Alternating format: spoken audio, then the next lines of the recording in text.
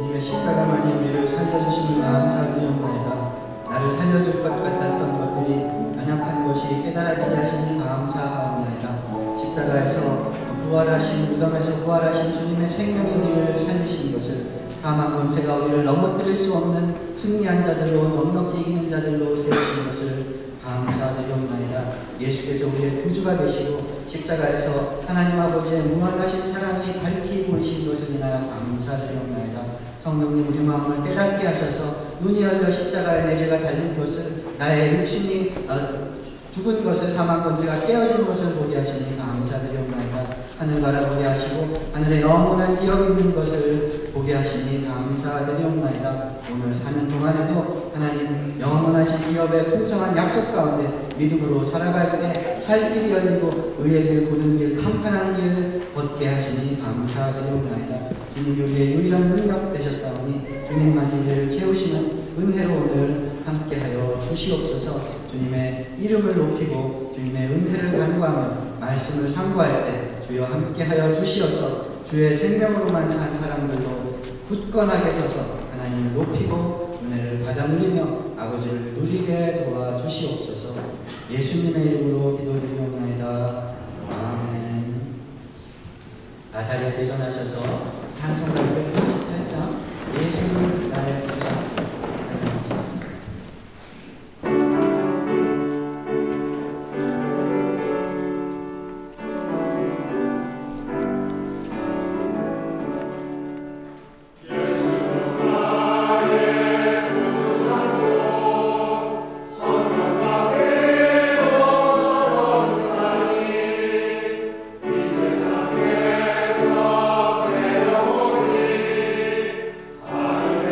Oh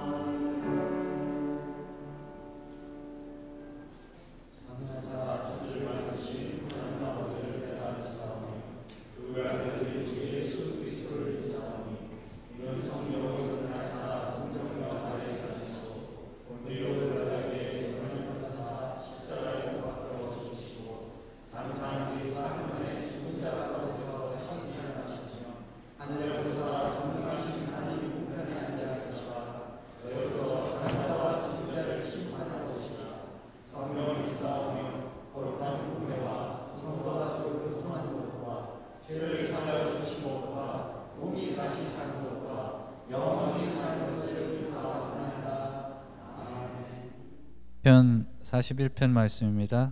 가난한 자를 보살피는 자에게 복이 있으며 재앙의 날에 여호와께서 그를 건지시리로다. 여호와께서 그를 지키사 살게 하시리니 그가 이 세상에서 복을 받을 것이라. 주여 그를 그 원수들의 뜻에 맡기지 마소서. 여호와께서 그를 병상에서 붙드시고 그가 누워 있을 때마다 그의 병을 고쳐 주시나이다. 내가 말하기를 여호와여 내게 은혜를 베푸소서. 내가 주께 범죄하였사오니 나를 고치소서 하였나이다. 나의 원수가 나에 대하여 악담하기를 그가 어느 때에나 죽고 그의 이름이 언제나 없어질까 하며 나를 보러 와서는 거짓을 말하고 그의 중심에 악을 쌓았다가 나가서는 이를 널리 선포하오며 나를 미워하는 자가 다 하나같이 내게 대하여 수군거리고 나를 해하려고 꾀하며 이르기를 악한 병이 그에게 들었으니 이제 그가 눕고 다시 일어나지 못하리라 하오며 내가 신뢰하여 내 떡을 나눠 먹던 나의 가까운 친구도 나를 대적하여 그의 발꿈치를 들었나이다. 그러하오나 주 여호와여 내게 은혜를 베푸시고 나를 일으키사 내가 그들에게 보응하게 하소서.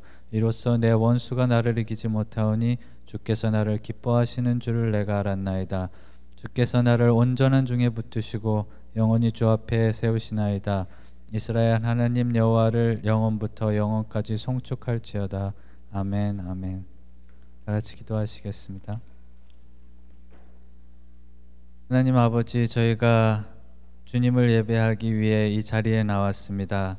우리의 걱정, 근심, 마음을 무겁게 짓누르는 것들, 또한 누군가를 미워하는 마음, 기쁜 것, 슬픈 것, 좋은 것, 나쁜 것 모두 주님 앞에 이 자리에 내려놓기를 원합니다.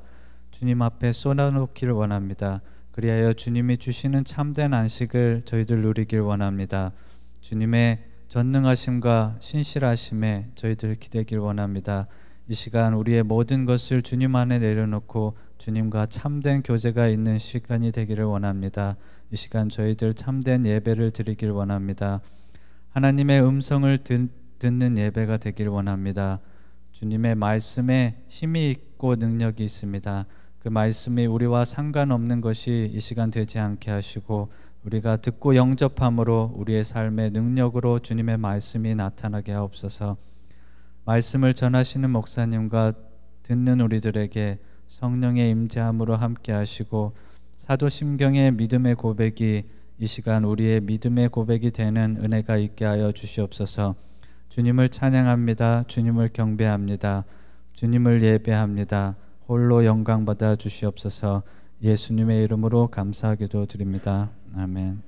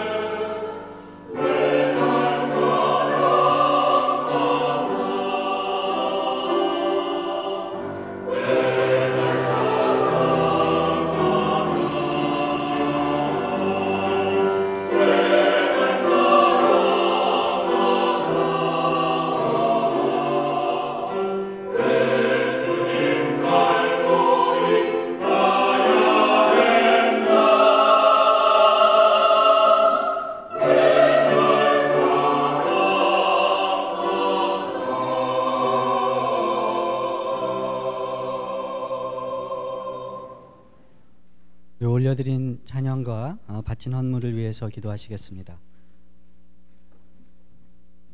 하나님, 어찌하여 우리를 사랑하셔서 살려주셨나이까. 하나님, 우리가 사람의 칭찬과 스스로 높이는 것이 우리를 의롭게 하지 못할 줄 알고, 하나님, 부와 재물이 우리를 튼튼하게 하지 못할 줄을 알고, 하나님께서 살려주실 때, 복 주실 때 기쁘고 행복하게 평탄하고 의로운 길 살 줄로 알고, 하나님께서 의롭다 하실 때 의의 흉배가 내 가슴에 붙은 줄 알고 주님께 나왔사옵나이다. 주님, 모든 것이 주께로부터 온 것을 기억하려고 주님께 헌물을 구별해 드립니다. 주님께로부터 온 것이니 주님께 드릴 때 하나님, 우리 마음도 받아 주시옵소서. 우리의 시간도 주님께 드리기 원합니다. 우리의 애씀과 눈물과 수고도 주님께 드리기 원합니다. 하나님께서 주신 것이오니 하나님께 드릴 때 주님, 하나님의 지혜로 능력으로 힘있게 사용하셔서 하나님의 일을 할 수 있게 도와주시옵소서. 하나님, 우리에게 일용할 양식을 허락하여 주시옵고, 허락하신 기업과 일터와 이웃들에서 하나님 주시는 능력으로, 하나님 주시는 지혜로 정직하고 열심히 일할 때 하늘로부터 오는 복을 허락하여 주시옵소서. 교회 하나님 일을 하도록 세우셨사오니 각 기관마다 부르신 일, 시키신 자리 합당한 은사들을 허락하여 주시옵고, 지혜들을 허락하여 주시어서 주님 소망 가운데에서 주님 하나님 나라 세우는 일에 능력 있게 일할 수 있도록 함께하여 주시옵소서. 모든 것 주님께 드릴 때 주님께 받을 줄 믿사오며 거룩하신 예수 그리스도의 이름 받들어 기도드렸사옵나이다. 아멘. 교회 소식을 먼저 말씀드리고 말씀 읽도록 하겠습니다.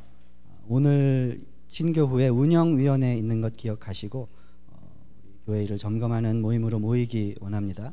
지난주 말씀드린 것처럼 이제 우리 매일 성경 큐티하는 교재를 교회에서 구입하여서 나누어 드리기로 하였습니다. 받아보시기 원하시는 분은 우리 김경화 집사님께 신청해 주시면 감사하겠습니다. 4월 8일 부활주일 예배는 우리 자녀들과 연합예배로 드리겠습니다. 성찬식 있는 것 기억하시고 기도로 준비하시기 바랍니다. 사순절 기간 지나고 있는데 주님의 고난 생각하면서 부활의 소망 가지고 하루하루 살면서 주님의 은혜를 간구하고, 또 주님의 은혜가 임했을 때 주님의 은혜로 참 알고 기뻐하는 우리가 되기 원합니다. 다른 광고 없으시면 우리 하나님 말씀 읽도록 하겠습니다. 오늘 주시는 하나님 말씀은 요한복음 20장 말씀입니다. 1절에서 18절 말씀입니다. 안식 후 첫날 일찍이 아직 어두울 때 막달라 마리아가 무덤에 와서 돌이 무덤에서 옮겨진 것을 보고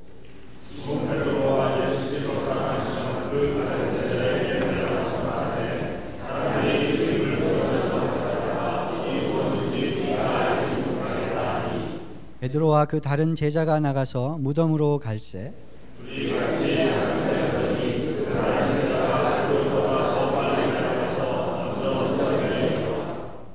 구부려 세마포 놓인 것을 보았으나 들어가지는 아니하였더니 또 머리를 쌌던 수건은 세마포와 함께 놓이지 않고 딴 곳에 쌌던 대로 놓여 있더라.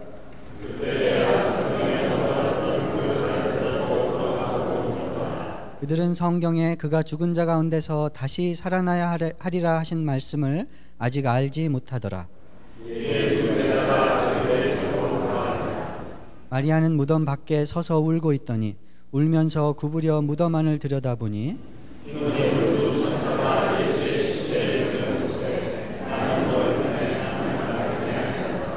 천사들이 이르되 여자여 어찌하여 우느냐. 이르되 사람들이 내 주님을 옮겨다가 어디 두었는지 내가 알지 못함이니이다.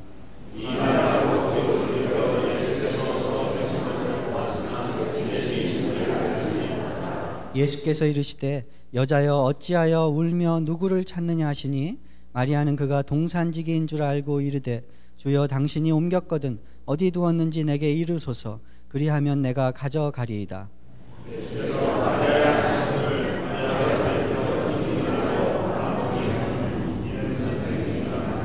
예수께서 이르시되 나를 붙들지 말라. 내가 아직 아버지께로 올라가지 아니하였노라. 너는 내 형제들에게 가서 이르되 내가 내 아버지 곧 너희 아버지 내 하나님 곧 너희 하나님께로 올라간다 하라 하시니 막달라 마리아가 가서 제자들에게 내가 주를 보았다 하고 또 주께서 자기에게 이렇게 말씀하셨다 이르니라. 아멘. 사도신경 따라 하나님 말씀을 살펴보고 있습니다. 십자가의 고난, 본디오 빌라도에게 고난 받으시고 십자가에 못 박혀 죽으시고 장사 되시고 하는 이야기를, 또 장사한 지 사흘 만에 죽은 자 가운데서 다시 살아나신 이야기들을 살펴보고 있습니다. 다 고난 받으신 것도, 십자가에 달려 죽으신 것도, 장사 되신 것도, 부활하신 것도 나의 이야기로 들려질 때 내가 믿사오며 하는 고백을 우리가 하는 것 같습니다. 우리가 믿사오며가 아닙니다. 내가 믿사오며입니다. 예수님께서 만왕의 왕으로, 세상 권세와 다른 왕으로 이 땅에 하나님 나라를 세우시기 위해서 오셨습니다.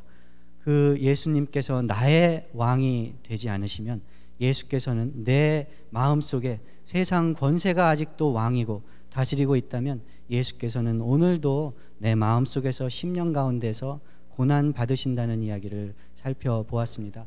십자가에 달려 돌아가신 그 예수님께서 그 받으신 그 죄가 나의 죄며 내가 받아야 될 저주인 것을 볼 때 내 죄가 십자가에서 소멸되었고 나를 억누르고 있던 사망 권세가 깨뜨려졌고 예수의 십자가가 미련하고 거치는 것이 아니라 하나님의 지혜요 능력인 것을 살펴보았습니다. 예수께서 장사된 바 되었던 것도 예수께서 내가 묻혀야 할 하나님과 분리되어 있는 그 끔찍한 사망의 세계를 직접 경험하셨다는 것 생각할 때 하나님께서 내가 살고 있는 이 처지를 아시고 예수께서 능히 도우실 소망이 생기는 것입니다. 부활도 마찬가지입니다. 예수께서 사신 소식이 2000년 전에 일어난 일이 아니고 남들에게 일어난 일이 아니고 책 속에서만 있는 일이 아니고 나의 주님으로, 나의 이름을 불러주시는 주님으로 부활하신 소식이 들려질 때 나에게 기쁨이요 소망이요 예수님이 사신 것에 능력이 임하는 것입니다. 그래서 우리는 사도신경 고백할 때 내가 믿사오며, 모든 것을 내가 믿사오며 이렇게 고백합니다. 오늘 말씀을 전하고 들을 때 예수님의, 하나님의 말씀이 나에게 들려지는 말씀으로, 그렇게 들려지고 전해지기 원합니다. 한번 하나님 앞에 기도하고 말씀 전하고 듣겠습니다. 하나님 아버지, 감사합니다. 말씀 주셔서 하나님이 하신 일들을 밝히 알게 하시니 감사합니다. 하나님, 말씀 전하고 들을 때 우리에게 말씀하여 주시옵소서.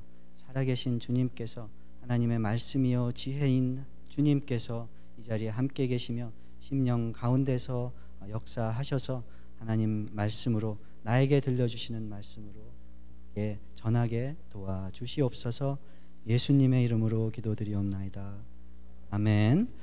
예수가 부활하셨다는 소식은 인류 역사상 가장 중요한 소식이었습니다. 예수가 부활하셨다는 교리는 기독교 교리에서 가장 중요한 것입니다. 그래서 바울은 고린도전서 15장에서 죽은 자의 부활이 없다면 예수 그리스도도 살아나지 아니하셨을 것이요, 예수 그리스도께서 살아나지 아니하셨다면 우리가 전한 모든 복음과 우리가 전한 모든 하나님 나라의 소식은 거짓말이 될 것이다. 너희가 죄를 용서받고 의롭게 되어 구원받은 것도 소용없는 거짓말이 될 것이다. 이렇게 기독교 전체의 운명을, 더 나아가서 우리가 살고 죽는 운명을 예수께서 부활하셨다는 사실에 걸고 있는 것을 볼 수 있습니다. 그래서 기독교를 공격하는 사람들이나 기독교를 변호하는 사람들이나 부활이 사실인 것을, 부활이 모든 우리가 믿는 것의 중심인 것을 반박하고 증명하는데 참 많은 힘을 써왔습니다. 많은 책들이 쓰여졌습니다. 그래서 부활을 반박하는 여러 가지 이론들이 나왔고, 그 부활을 반박하는 이론들에 대해서 또 변호하는 여러 가지 이론들이 나왔습니다. 오늘은 그것을 살펴보려고 하는 것은 아닙니다. 그저 부활이 가장 중요한 것이고 예수께서 사셨느냐, 오늘 살아 계시느냐 하는 것이 내가 하나님 앞에 영혼의 구원을 받고 살 것이냐, 아직도 죽은 채로 무덤 가운데서 살 것이냐 하는 것을 결정짓는 중요한 것이라는 것을 말씀드리고 싶었을 뿐입니다. 그런데 예수께서 부활하셨다는 것에 가장 큰 증거 중에 하나로 많은 사람들이 생각하고, 제가 믿는 바로는 예수님의 부활을 목격하여서 예수께서 살아나신 것을 본 사람들의 삶의 변화였습니다. 제자들은 예수께서 부활하실 것을 믿지 못했습니다. 예수께서 살아계실 때 제자들에게 부활하실 것을 여러 차례 말씀하셨습니다. 그런데 제자들의 머릿속에는 그 말씀이, 약속이 입력되지도 않았습니다. 그래서 오늘 본문에 보니까 베드로와 요한 또 마리아도 무덤이 열려진 것을 보고, 예수님의 무덤이 열려진 것을 보고 예수님이 부활하셨나 보다라는 생각조차 못한 것을 볼 수 있습니다. 입력도 되지 않았어요. 예수님이 부활하실 것을 기도하지도 않았습니다. 예수님이 부활하실 걸 기대하고 바라지도 않았었거든요. 그런데 부활하신 예수님을 만나고 난 후에 이 제자들의 생각이 바뀌었습니다. 제자들의 심성이 바뀌었습니다. 제자들의 삶의 태도가 바뀌었습니다. 제자들의 능력이 바뀌었습니다. 제자들의 삶의 목표가 바뀐 것입니다. 모든 제자들이 예수님이 부활하신 것을 보고 예수님을 만져보고 예수님과 함께 식사를 나누고 하나님 나라에 관해서 가르침을 받은 모든 제자들이 예수가 부활하셨다는 사실을 그렇게 어리석게 생각했던, 그렇게 믿지 못했던, 생각조차 하지 못했던 그 사실을 전파하느라고 평생을 바쳤고, 그 사실을 전파하다가 모두 자기의 육신의 생명을 내놓은 것을 볼 수 있습니다. 예수께서 부활하셨다는 가장 큰 증거는 제자들의 삶의 변화였던 것입니다. 자기가 믿지 않는 것을 위해서, 자기도 의심하는 것을 위해서 자기 목숨을 버리는 사람들이 혹시 한두 사람이 있을지는 모르겠습니다. 좀 정신이 이상한 사람들이거나 혹은 민감한 사람들이거나 혹시 한두 명이 있을지는 모르겠지만, 예수의 부활을 목격한 모든 사람들이 예수의 부활을 위해서 삶을 바쳤다는 것은 무언가 진짜가 있었다는 것의 반증입니다.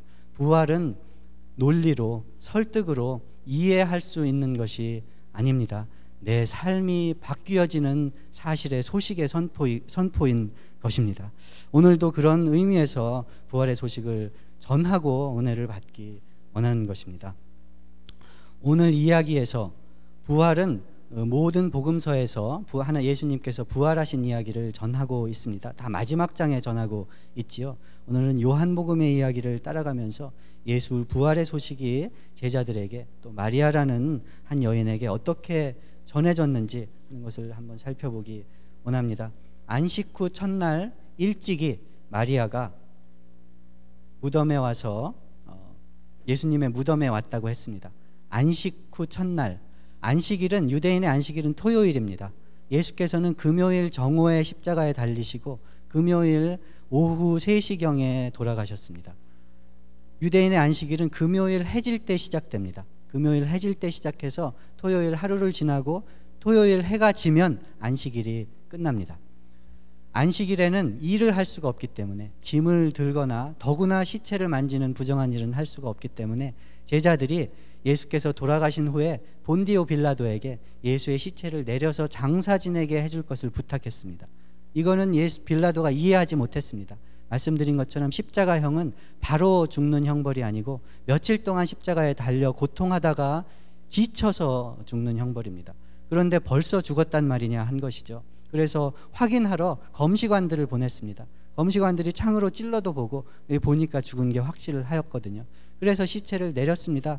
안식일 곧 시작되기 때문에 시체를 이렇게 수습할 겨를이 없었습니다. 안식일엔 일을 하면 안 되잖아요. 우리식으로 하면 시체를 염을 하고 향품을 발라서 이 방부 처리를 해야 되는데, 그렇게 할 겨를이 없이 안식일 시작되기 전에 그냥 빈 무덤에, 아리마대 사람 요셉의 무덤에 예수의 시체를 놓아두었던 것입니다. 그렇게 금요일 밤 예수께서 무덤에 들어가셨습니다. 토요일 하루 동안 안식일 날 예수께서 무덤에 계셨습니다. 안식일이 지나고 첫날 새벽이라는 것은 일요일 새벽을 말합니다. 주일 새벽이지요. 주일 새벽에 막달라 마리아와 다른 복음서들의 기록에 보면 다른 마리아와 몇몇 여자들이 향품을 가지고 못다한 예수님의 장례를 치르고자, 시체를 수습하는 염하는 일을 하고자 향품을 가지고 예수의 무덤에 새벽에 찾아오는 것을 볼 수 있습니다.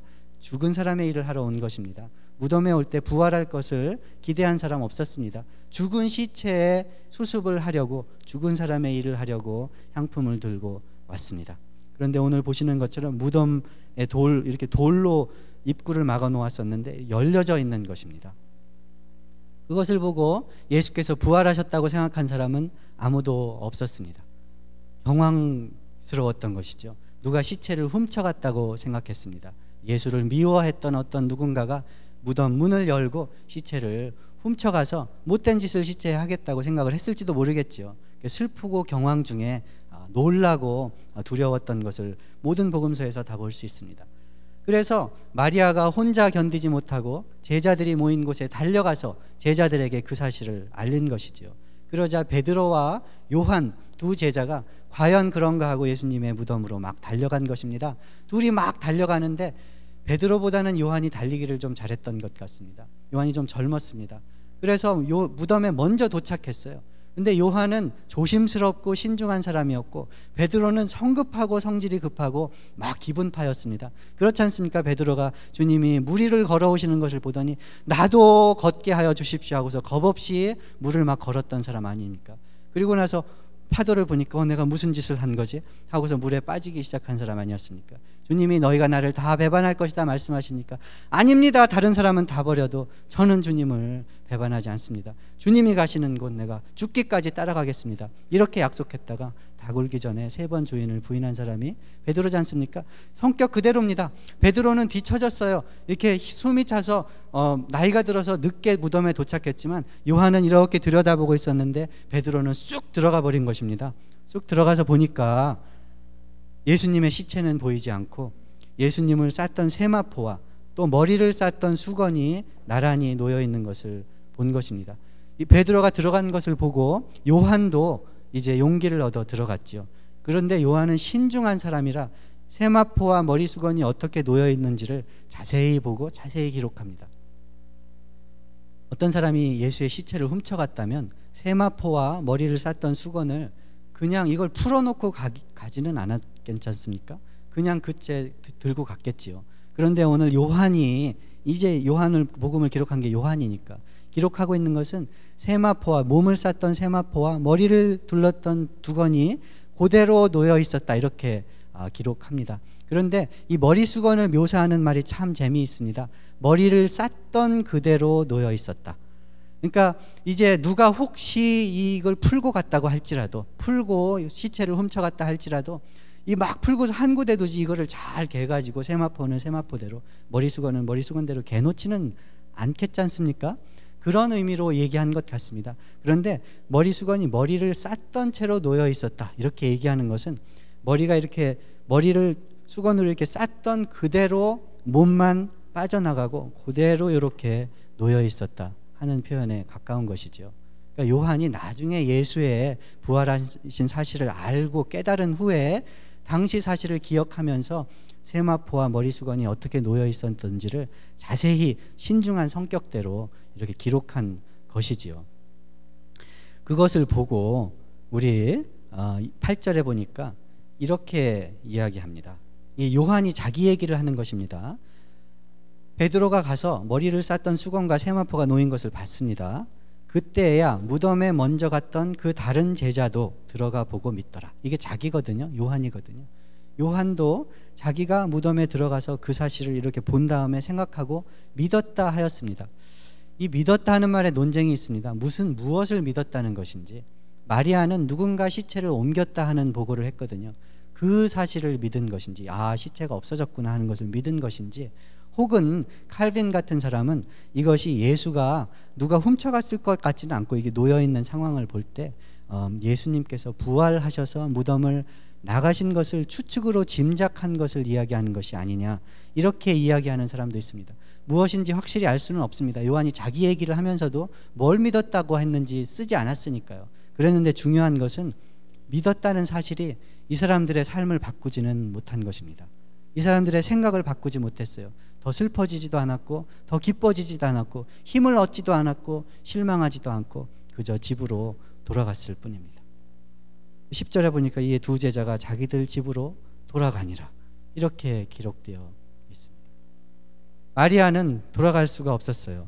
예수의 시체가 없어진 것이 죽은 예수님의 주님의 몸에라도 향품이라도 발라야 되는데 그걸 못하게 된 것이 너무 안타까웠습니다. 무덤에서 울면서 무덤 안을 굽으려 들여다보고 있었습니다. 그런데 세마포가 놓여 있던 자리에 세마포 대신에 천사 둘이, 흰 옷 입은 천사들이 앉아 있는 것을 보았습니다. 제가 이 구절을 통해서 우리 교회 한 집사님으로부터 큰 은혜를 받았습니다. 베드로와 요한에게는 어쩌면 세마포가 놓여 있던 그 자리에, 세마포와 머리 수건이 따로따로 놓여져 있었거든요. 그 자리에 하얀색 죽음 시체를 쌌던 그 수건들이, 천들이 놓여 있던 그 자리에 베드로와 요한은 과학적인 신중한 성격으로 가서 보니 죽음을 쌌던 그 수건들이 놓여 있는 것을 보았는데, 예수님 사랑하는 마음이 가득 찼던 마리아에게는, 그저 집으로 돌아갈 수가 없었던 마리아에게는 그 수건들이 천사의 모습이었던 것이 아닌가, 이런 깨달음을 나누시는 것을 보고 은혜를 받은 적이 있었습니다. 어쩌면 천사들이 있었는데 베드로와 요한에게는 죽음을 쌌던 죽음의 천들로 보였던 것이 아니냐. 하나님의 은혜도, 하나님의 말씀도 간절히 사모하고 찾고자 할 때 하나님 말씀이 나를 살려주시지 않으면 떠나지 않겠습니다. 하나님 말씀이 내 심령 중에 들려지기 전까지는 말씀을 놓지 않겠습니다. 하나님만 살려주셔야 내가 살겠습니다 하는 간절한 마음이 있을 때, 같은 말씀이 종이에 쓰여져 있던 검은 글자였던 것 같은 말씀이 2000년 전에 쓰여진 것 같은 말씀이 오늘 나에게 주시는 말씀으로 들리는 것이 아닌가 하는 고백을 듣고 사모하는 마음을 갖게 되었던 것을 기억합니다. 마리아는 천사 2명을 보았습니다. 천사 둘이 전해준 소식이 예수께서 살아나셨다 하는 소식이었죠. 예수께서 살아나셨다 하는 소식이었습니다. 베드로와 요한이 무엇을 믿었는지는 모르겠지만 정황 증거와 모든 상황을 추측해서 어쩌면 살아나셨을지 모르겠다 했을, 거기까지 생각했을지 모르겠습니다. 그런데 오늘 마리아에게 들려진 소식은 천사로부터, 천사의 소식이, 천사가 하는 말을 더 믿을 만하겠습니까? 사람이 하는 말을 더 믿을 만하겠습니까? 천사가 없으니까 대답하기 어렵죠. 그런데 천사가 진짜 나타나서, 놀랄 만한 천사가 나타나서 소식을 전해주면 더 믿을 만하지 않겠습니까? 추측해서 정황을 증거로 짐작하는 그런 부활의 소식이 아니라 천사가 나타나 예수께서 부활하신 소식을 전하는, 그것을 듣는 복을 마리아가 누렸던 것입니다. 저는 군대에서 예수를 믿었습니다. 왜 믿었는지 잘 모르겠습니다. 천사가 나타나서 예수가 구세주이며 예수님께서 부활하셨고 너를 살려주신 분이다 알려주지는 않았습니다. 여러 가지 상황들이 있었습니다. 그냥 배고플 때 초코파이를 틀림없이 이렇게 전해주는 목사님도 계셨고요. 군대에서 이제 저 쫄병으로 왔던 어떤 전도사님은 자기가 미국에서 신학 공부를 다 마치고 목회해도 됐는데 굳이 한국까지 와서 현역 이 군대에 들어와서 아들도 있었는데 와서 당신 옆에서 이렇게 보초를 같이 쓰는 것은 하나님께서 당신을 위해서, 저를 위해서죠. 당신을 위해서 나를 미국에서 볼트를 빼다가 필요한 부품을 이쪽에 끼듯이 당신을 위해서 나한테 부르신 거다. 이런 얘기를 들으면서 참 말도 안 되는 얘기를 하고 있구나. 이렇게 생각했던 이런 일들도 있었습니다. 그런데 어느 날 뒤를 돌아보니까 하나님께서 모든 상황 속에서 제가 가장 필요했던 정말 천사를 보내셨던 것입니다. 제가 가장 필요했던 사람들, 가장 필요한 상황에서 필요한 도움들, 필요했던 하나님의 얘기들을 전해주는 사람들을 보내주신 거였어요. 군대에 간 것 자체가 하나님 만나게 하기 위한 준비였습니다. 군대 가서 교회 가는 게 일하기 싫어서, 이 고참들한테 시달림 받기 싫어서 군대 그냥 교회 갔던 게 하나님이 제 수준에 맞춰서 이렇게 인도하신 거였어요. 어느 날 돌아보니까 제 삶이 하나님 손에 붙잡혀 있다는 것을 부인할 수가 없었습니다. 제 머릿속에서는요, 예수가 부활했다는 게 이해되지 않았어요. 머릿속에서는 하나님이 계시고 우리 죄를 예수의 십자가로 용서하셨다는 사실이 입으로는 얘기했지만 잘 이해가 되지 않았어요. 그랬는데 하나님이 내 삶을 붙잡고 계시고 모든 상황 속에서 나에게 가장 필요한 천사들을 보내서 하나님 소식을 전하셨다는 것을 부인할 수가 없었어요. 하나님이 좋았습니다. 하나님이 무서웠습니다. 하나님을 기쁘시게 하고 싶었어요. 하나님 떠나서 살고 싶지 않았습니다. 그래서 입으로 예수가 구주인 것을 고백할 수밖에 없었어요. 지금 돌아보니 모든 나에게 하나님 소식을 전해준 사람들이, 초코파이 준 사람들이, 나를 괴롭혔던 고참들이, 교회 간다고 구박했던 사람들이 천사였던 것입니다. 살고 나니까, 듣고 나니까. 마리아가 천사의 소식을 들었습니다. 그런데 한 가지 얘기가 더 있습니다. 그런데 예수를 안 믿던 저의 고참이 한 분 있었어요. 이분도 참 저에게 잘해주고 착한 분이었는데 안 믿어진다는 거예요. 기적을 한번 봤으면 좋겠다 그러는 거예요. 천사가 확 나타나가지고 예수의 소식을 확 한번 능력 있게 전해줬으면 좋겠다 그러는 거예요. 그래서 저도 뭐라고 대답할지 참 모르겠더라고요. 왜냐하면 전 천사를 본 적도 없었고 기적을 체험한 적도 없었는데 예수가 믿어졌거든요. 그래서 참 뭐라고 대답할 수는 없었지만 지금 어떻게 천사가 나타나셔서 소식을 전해줬는지 잘 모르겠습니다. 가끔 생각나면 기도하지만 잘 모르겠습니다. 근데 저는 믿고 나니까, 예수를 알고 나니까 천사들이 있었던 것을 알겠어요. 그분에게도 그런 은혜가 있기를 이제 원하고 간구했지만 뭐라고 설명하기는 참 어렵더라고요. 마리아가 천사의 소식을 들었습니다. 근데 기쁘지가 않았어요. 마리아가 천사가 전해준, 이제 추측이 아니라 상황을 판단해서 그럴지도 모르겠다 하는 정도가 아니라 천사가 나타나서 예수가 부활하셨다, 이제 제자들을 만날 것이다 말씀하신 그대로 아니냐 전하는데도 마음이 기쁘지가 않았어요. 삶이 바뀌지 않았습니다. 여전히 슬프고 예수님의 시체는 어디 갔을까 이랬던 것입니다. 그런데 문득 뒤돌아보니까 예수님이 거기 계셨어요. 예수님이 거기 계셨어요. 3년 동안 그렇게 자기를 7 귀신 들렸던 여자 막달라 마리아 고쳐주시고 제자 삼아주시고 가르쳐주시고 사랑하신 예수님이었는데 알아보지 못했습니다. 예수님을 주님으로 알아보지 못했어요. 동산지기인 줄 알았습니다.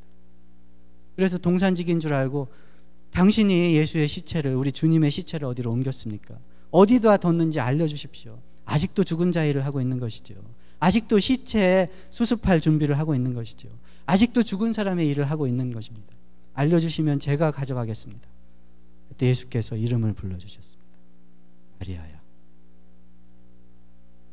예수께서, 살아계신 예수께서 마리아의 이름을 불러주셨습니다.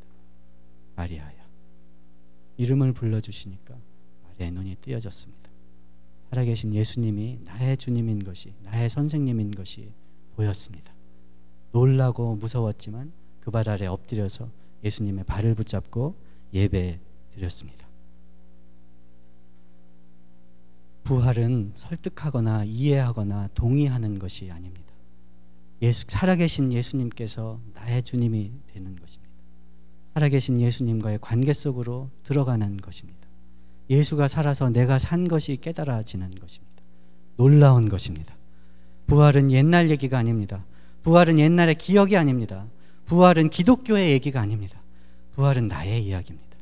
나의 이야기여서 살아계신 예수께서 나의 주인이 될 때, 나의 주님이 되실 때 내 이름을 불러주셔서 내가 이곳에서 죽은 것처럼 살아가는 것 같지만, 죽은 자의 일을 하면서 살아가는 것 같지만, 예수께서 살아나신 일이 눈이 띄어져서 보여질 때, 이름을 들을 때 내 삶의 의미가, 예수께서 이름을 불러주실 때 부활이 선포되고 내 삶이 변화되는 것입니다. 부활은 놀라운 것입니다. 부활하신 예수님을 본 사람들은 다 놀랍고 무서웠습니다. 알고 있는 사실이라면, 짐작한 일이라면 예수님을 봤을 때 놀라지 않았을 것입니다. 그런데 특별히 다른 복음서, 특별히 마태복음 같은 데에는 놀랐다는 표현이 여러 차례 나옵니다. 이렇게 마리아와, 마태복음 28장에 마리아와 다른 마리아가 무덤을 보려고 갔습니다. 그런데 큰 지진이 나서 천사가 내려온 것을 보았습니다. 돌을 굴려내고 그 위에 앉았는데 형상이 번개같고 옷은 눈같이 희어서 지키던 자들도, 그 무덤을 지키던 자들도 무서워서 떨며 죽은 사람과 같이 되었다 그랬습니다. 천사가 여자들에게 이르기를 무서워하지 말아라 이렇게 얘기했습니다. 그리고 나서 여자들에게 예수께서 살아나신 소식을 전하고 갈릴리로 가서 제자들을 만나실 것이다, 이 소식을 제자들에게 전해라 얘기했습니다. 이 여자들이 그 소식을 전하러 가는 도중에 예수님을 만났습니다. 여자들이 여전히 또 무서워서 예수님께 무서워했습니다. 예수님이 처음 하신 말이 무서워하지 말아라 하는 것이었습니다. 그러자 이 여자들이 예수님 발을 붙잡고 엎드려서 기도한 그런 소식을 볼 수 있습니다.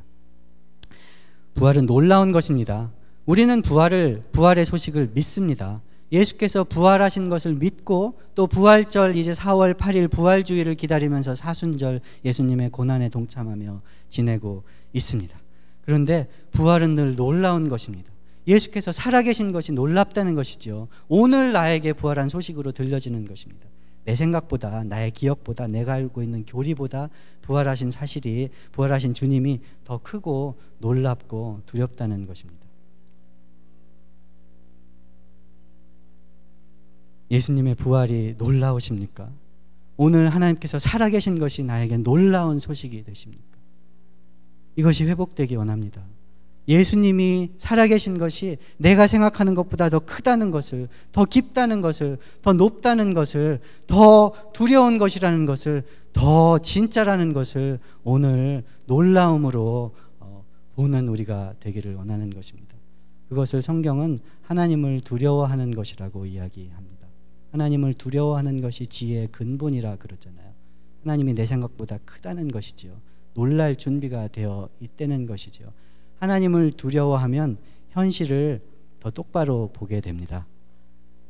사람을 두려워하거나 세상을 두려워하면 우리는 눈을 가리지 않습니까? 공포영화 볼 때 이렇게 눈을 가리잖아요. 조금 이렇게 열어보고. 그런데 하나님을 두려워할 때 현실이 더 잘 보이게 됩니다. 왜 그렇습니까? 내가 파악하고 내가 생각하고 내가 알고 있는 현실보다 더 큰 것이 있다는 것을 알기 때문입니다. 내가 아는 것이 전부가 아니라는 것을 알기 때문입니다. 내 생각에는 빠져나갈 길이 없는 것 같아도 놀랍고 두려운 하나님이 살려주실 것을 알고 믿고 하나님이 두렵다면, 하나님이 크신 것을 인정한다면 이 빠져나갈 길 없는 길 위에 있는 하나님의 구원을 바라게 되는 것입니다. 내가 누리고 있는 행복과 내가 누리고 있는 만족, 이것이 나를 살려줄 것 같을지라도 더 크고 놀라우신 하나님이 있는 것을 기억하고 하나님을 두려워할 때 눈을 더 떠서 큰 것을 바라보고 현실을 다시 바라보며 하나하나 짚어 나가며 살 수 있게 되는 것입니다. 사람의 관계는 오래될수록 놀라움이 줄어듭니다. 연애할 때는 뭐든지 놀랍잖아요. 뭐든지 새롭습니다. 뭐든지 기쁩니다. 아, 이렇게까지 이런 모습도 있었단 말이야. 이런 좋은 것을 해준단 말이야. 이런 것이죠. 오래 살다 보면은 다 해본 건데, 그전에도 이거 해줬던 건데, 이거 다 받아봤던 건데, 이런 생각이 들지 않습니까? 그러면 참 힘들잖아요. 하나님하고는 그런 관계가 되지 않기를 원하는 것입니다.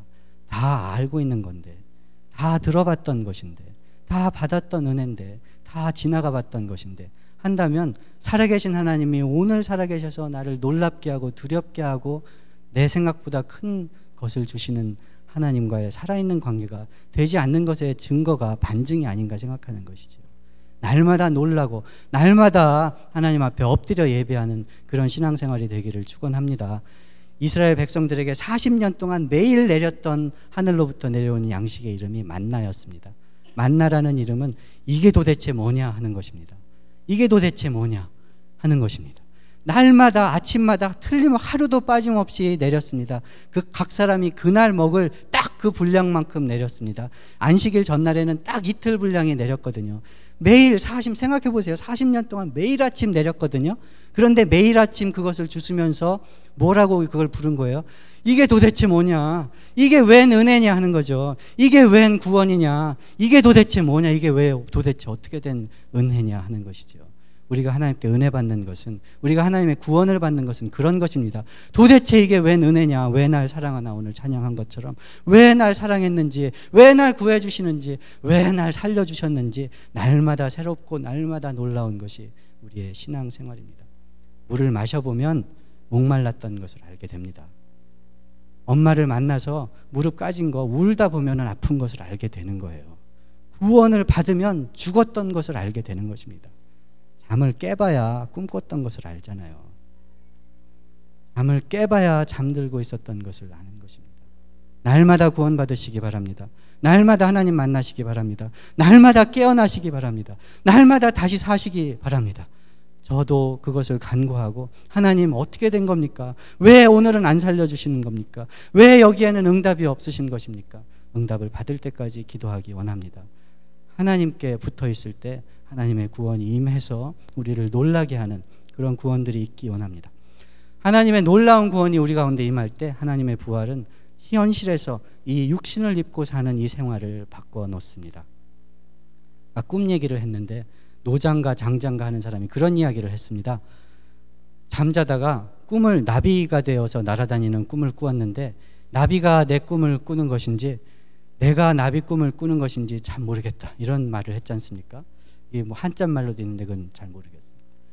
꿈을 바탕으로 현실을 파악하려고 하니 파악이 되겠습니까? 멋있게는 들리지요. 나비가 내 꿈을 꾸는 것이냐 내가 나비 꿈을 꾸는 것이냐. 꿈속에서는 그렇지요. 이게 나비가 현실인지 인간이 현실인지 알게 뭡니까? 꿈속에서는. 그런데 현실은 언제 파악이 되는 것입니까? 깼을 때 파악이 되는 것입니다. 꿈에서 악몽 꿀 때는 빠져나갈 길이 없잖아요. 악몽 꿀 때는 낭떠러지 막 떨어지지 않습니까? 또 좋은 꿈을 꿀 때는 모든 것이 다 이루어진 것 같지 않습니까? 깼을 때 현실이 파악되는 것입니다. 어떤 목사님이 그랬다고 하더군요. 막 기도하고 눈 감고 기도할 때 하나님이 다 은혜를 주실 것 같고 하늘의 구원의 길이 열린 것 같고 눈 감고 기도할 때 믿음이 막 새록새록 쏟아올라서 하나님 앞에 확신을 얻었습니다.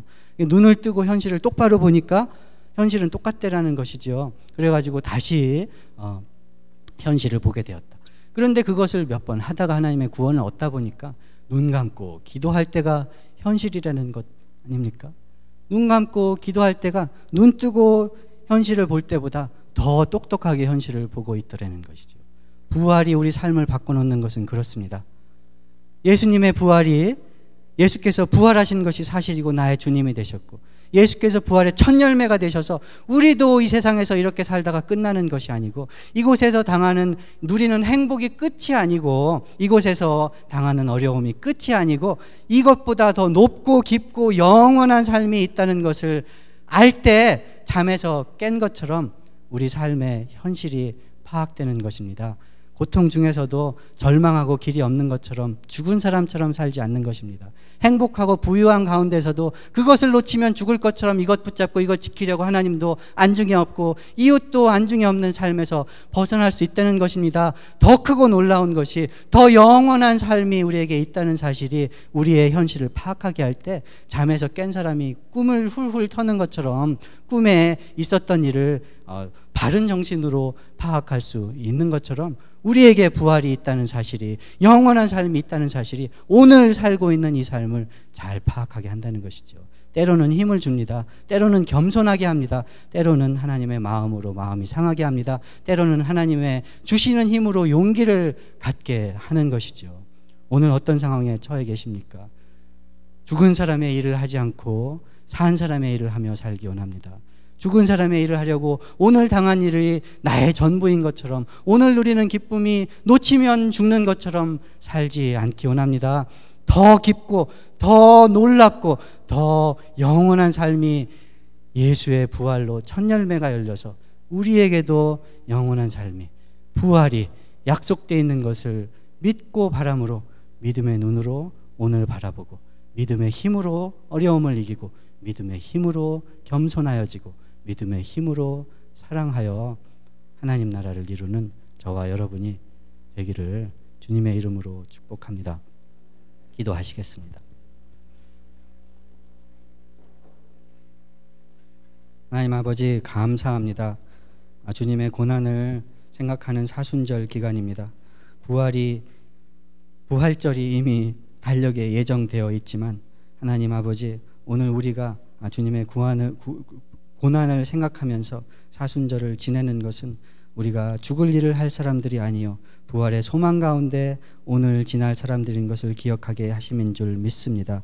하나님 아버지 이 사순절 기간 동안에 주님 우리 눈으로 보여져서 나를 살려줄 것 같은 일들 우리 눈으로 보여져서 나를 죽이고서 더 소망이 없을 것 같은 모든 일들 하나님 믿음의 주님 눈으로 바라보게 도와주시옵소서. 내 생각보다 크신 하나님의 구원 나의 능력보다 크신 하나님의 구원을 믿음으로 바라며 어려움을 이기고 행복한 가운데서 겸손하며 이웃을 돌아보아 사랑함으로 산 사람처럼 예수님의 생명을 가진 사람처럼 살다가 예수님의 부활의 소식을 선포하고 찬양하고 축하할 때 참 기쁨이 나에게 들려지는 그 기쁨이 우리 가운데 충만케 도와주시옵소서.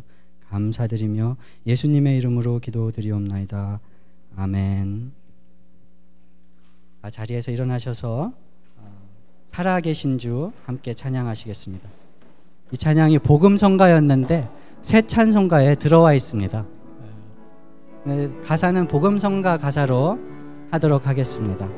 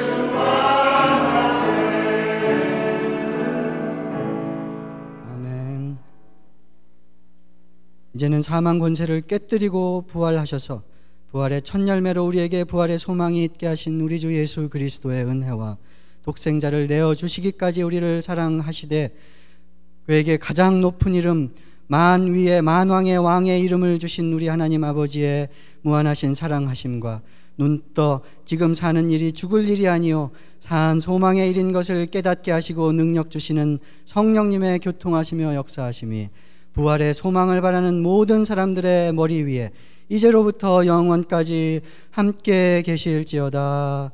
아멘.